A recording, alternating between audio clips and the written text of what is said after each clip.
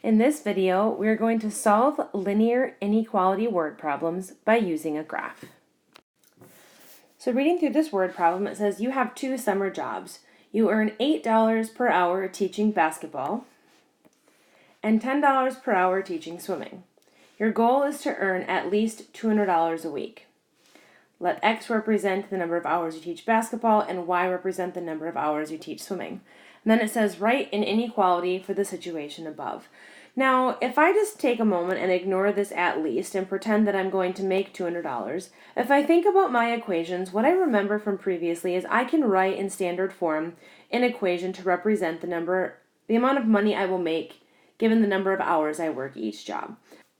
So I can write 8 times the number of hours I work teaching basketball, which is X, plus 10 times the number of hours I teach swimming, which is Y, is equal to 200. So that would be if I earned exactly $200 per week. But this situation has another key detail. It says at least $200. So what that's saying is I want to make at least $200 or $200 or more. And then I look at my equation, so I notice, okay, this isn't going to be an equal sign anymore. And I look at it and I notice this is me. 8x plus 10y represents me and how much money I'm going to make.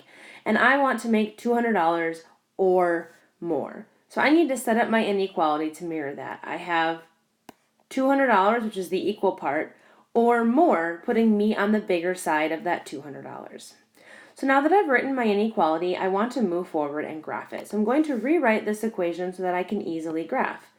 So we have negative 8x minus 8x on each side. So I then have 10y is greater than or equal to 200 minus 8x. I then divide both sides by 10. And what I find is that I have the equation y is greater than or equal to 20 minus 8 over 10x, or, because you're a good mathematician, you're seeing that fraction can be simplified, which would really be a negative 4 over 5x. So what I'm going to do now is I'm going to take this and I'm going to graph it. Now notice that the scale on my graph is empty, and that's for a particular reason, because this one we need to do purposefully. And I noticed that with my slope was going to be down 4 to the right 5. So I'm going to do my horizontal part in terms of 5 so that I can easily go to the right 5. And then I'm going to do my vertical movements in 4 so that I can easily move down 4. So what I'm going to do here is I'm going to graph this. I'm going to plot a point at 20. And then I'm going to go down 4 and to the right 5. So notice I went down 4 to 16, right 5 to 5. Down 4, right 5. Down 4, right 5. Down 4, right 5, so on and so forth. And then I'm going to plot it. And then from here, to figure out my shading, I need to test a point. So I'm going to test 0, 0. So from here, if I plug that into my equation, I have 0 is greater than or equal to 20 minus 4 over 5 times 0. So I get 0 is greater than or equal to 20. I notice that that is false. So what that's telling me is that out of my 2 regions here, 1 and 2, this point 0, 0 is false and doesn't work in my inequality. So what I know just by process of elimination is that if I'm not going to shade region 1, I'm going to shade region 2 instead. So here I'm going to shade this entire region because this contains points that work in my inequality.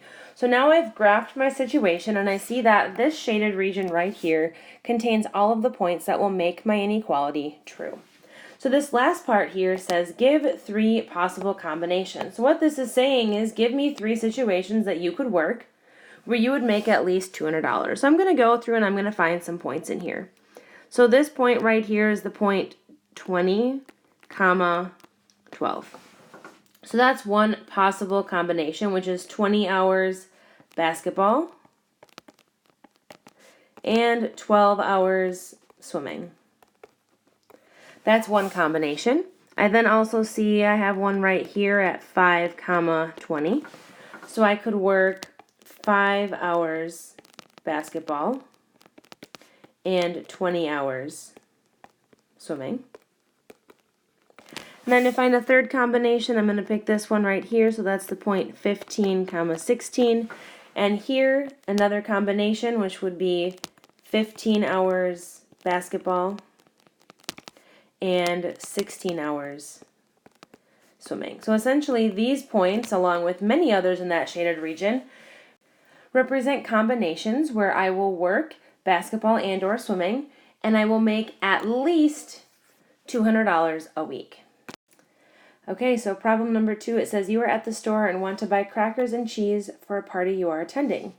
Crackers cost $4 a box and cheese costs $3 a block.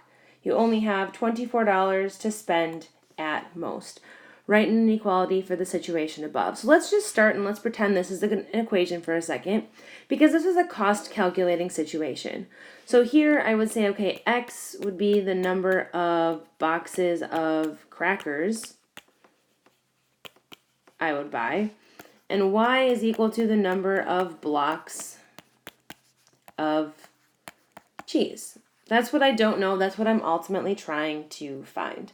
So here, if we think about cost calculation, it's going to be $4 per box of crackers times the number of boxes of crackers I buy, plus $3 per block of cheese times the number of blocks of cheese I buy, would then be equal to $24 if I spent exactly $24. But if I read this problem carefully, just like the last one, what I'm noticing is I only have $24 to spend at most. So this is me, and while I'm not required to spend $24, I can spend up to $24, or I have to spend less. So basically what that is saying is you can spend $24 or less on the crackers and cheese that you're buying from the store. So now I have my inequality. I notice I have a less than or equal to symbol in there. And now I'm going to rewrite this so that I can graph it. So I'm going to start by subtracting 4x from each side. So I have 3y is less than or equal to 24 minus 4x, or plus a negative 4x. I then divide by 3, and I end up with y is less than or equal to 24 divided by 3 is 8. And then I have minus 4 over 3x. So now I'm going to go about and I'm going to actually graph this. So these I'm just going to treat every box as a 1 because they're pretty small numbers in my equation. So I go to 8 on my y-axis, and then I go down 1, 2, 3, 4, right 3. Down 4, right 3. And then because I have that equal to underneath, I know that I have a solid line. And now I need to figure out which way to shade. Well, the best way to do that is to test a point. So I'm going to test the point 0, 0. So here I have 0 is less than or equal to 8 minus 4 over 3 times 0. 0 is less than or equal to 8 minus 0. 0 is less than or equal to 8, which is a true statement. So out of these two regions, region 1 and region 2, the region that by process of elimination I can see results in being true is region 1. So I'm going to shade my graph towards 0, 0, or towards region 1. So this entire region of points here consists of points that will make my inequality true. However, because this is a word problem, keep in mind we're not going to buy negative boxes of crackers or negative blocks of cheese. So really, the points that make this inequality true are going to lie in quadrant 1. So we're going to erase the rest of this because really the points in those other 3 quadrants wouldn't make sense. So now what I'm going to do is I'm going to give 3 possible combinations of crackers and cheese that would cost me less than $24. So here, at this point right here, this is the point 1, 1, 2, 3, 4, 5. So what that is saying, combination 1, is that I could buy 1 box of crackers and 5 blocks of cheese. That would fit in my constraints. It would spend less than $24. I could also buy, this is the point 2, 4.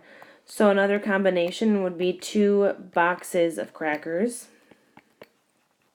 and 4 blocks of cheese. And then a different combination, I could pick this point right here, which is the point x is 3, y is 2. So here I could buy 3 boxes of crackers and 2 blocks of cheese. So any point in that blue shaded region will give you a combination that will cost at most $24.